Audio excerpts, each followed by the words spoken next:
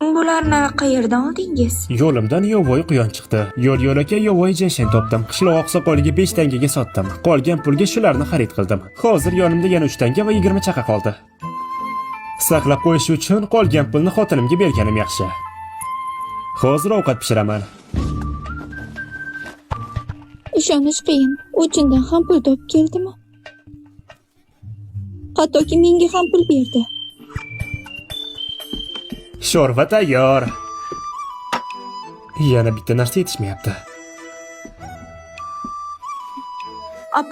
Opa qarang, ovqatni hidi juda ham ajoyib. Necha oydan beri go'sht yemagandik.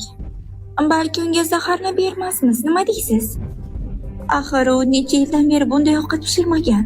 Bezorlarni haydagan bo'lsa ham, balki ichida yomon niyati bordir. Qani?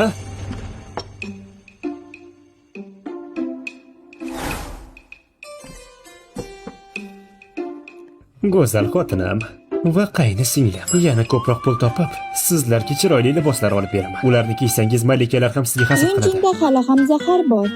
U senga yovvoyi sabzavotlardan sho'rva tayyorlab zaharlamoqchi edi.